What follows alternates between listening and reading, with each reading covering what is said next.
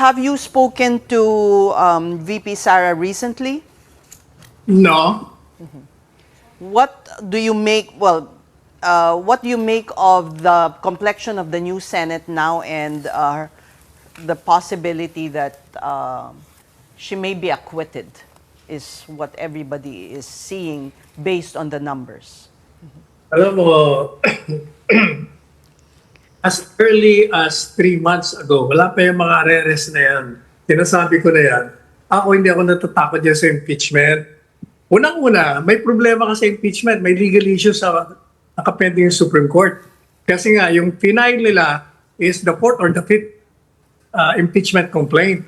And that is a violation of the process. Kailangan kasi one complaint within a year. Ilan na ba yan? Ang pinay nila yung pang-4 o pang-5. Kasi ang ginawa nila, kinonsolidate nila yung mga ibang complaints. Ginawa nilang isa. Yun ang pinay nila. Number 2, the House of Representatives, as I repeatedly said in my show, is not a continuing body. Natapos sila eh. Hindi naman sila kagaya ng Senado na continuing kasi may 12 na naiwan. So may problema ka na naman doon. Wala silang jurisdiction. That is precisely why the lawyers of Inday Sara, including my son, yung anak ko ang nag-umpisa niya, mag-truce na lang tayo. Ina-advise niya, pati yung mga abogado, sama-sama sila. Pwede naman kasi na yung mga senador, pwede nilang i-dismiss dahil wala silang jurisdiction on the 2 grounds I mentioned. Pangatlo, they will like the truce and dismiss the case. You know why? Because these are politicians. They will not go against the tide. Yung Pilipino ayaw ng impeachment eh. Kaya ayaw nila ng impeachment. Ganon din si Presidente Marcos. Hindi ba sinasabi niya, hindi ako makikilap. O di lang maganda. So you're saying, pag yung bagong Senado nag-convene na, right from the get-go, i-dismiss na? Hindi, yun ang isang option. Yun ang sinasabi ni Inday eh. Yung mga abogado niya, kung maaari, huwag na tayong tumuloy. Pero sabi niya, I don't want a truce, I want a bloodbath. Bakit niya sinabi yun? They started the bloodbath. Siniraan siya ng siniraan. Pinersecute silang mag-ama. Kaya sinasabi niyo, illegal, ganito. O di sige, pakita niyo yung ebidensya at lalabanan namin kayo. Yun lang naman ang ibig sabihin niya. But you know, I've been saying, regardless of the outcome of the elections, walang mangyayari dyan sa impeachment, assuming na matuloy. Bakit? Kasi yung mga senador na yan, they will not risk their political careers. Pag ang alam nila na ayaw ng taong bayan ng impeachment, boto lang absurdo yan. Tandaan mo, hindi totoo na judges will be voting on the basis of evidence. Kalokohan yon. This is a game or a contest of numbers. Pag marami sila at nakikita nila na ang tao magagalit sa kanila, tandaan mo nagalit ang taong bayan, bumaliktad, mga bumaliktad kay PRD, lumagapak lahat. O lalo nilang makikita ngayon, ako mahirap ito.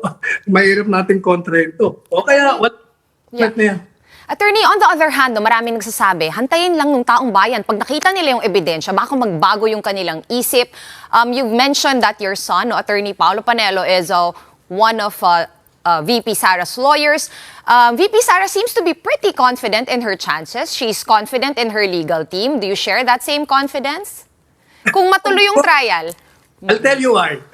From the very beginning, sinasabi kong wala kayong ebidensya. Yung sinasabi nyo confidential funds, ako concentrate kayo sa confidential funds eh. Wala namang ebidensya. Pinapaliwanag ni Inday Sara, hindi nyo pinapakinggan, hindi nyo pinagsalita. Pero ang katotohanan niyan, yung tinatawag na notice sa kanya, na disallowance, hindi pa naman final yun sa how in the world can you introduce evidence that's not even final. Pangalawa, sinasabi nila, paano may papaliwanag ni Inday Sara na yung mga pumirma na tumanggap ng pera puro mga fictitious? Jesus Maria Josep. Sabi ko, common sense, yung confidential funds, yan i-reserve for the enemies of the state. Para matalo mo terorista, mga komunista, mga kriminal. Saan ka kukuha ng impormasyon? Sa kanila rin. Babayaran mo yung mga babaliktad sa kanila. So pag kinuha mo yon, alam ka naman papirmahin mo yun, di pinatay mo yan at pinatay mo yung kanilang mga pamilya. Ganun lang kasimple yun. Pero attorney, 7 po yung articles of impeachment. You're right, confidential funds is probably the biggest one na pinag-uusapan natin. No? But there's also that quote-unquote kill plot doon po sa midnight press conference ni VP Sara via Zoom. Ano po yung handle ninyo sa kasong yon? Kill plot. Yun, kabalbalan yun. Plot from the grave. Well, there was no threat from the very beginning. Matagal ko lang sinasabi yan. Paano magkakaroon ng threat? Mangyayari yung threat pag patay na siya. So, where's the threat? Patay na. Sus Mario Joseph naman. Alam mo, political lang lahat yan.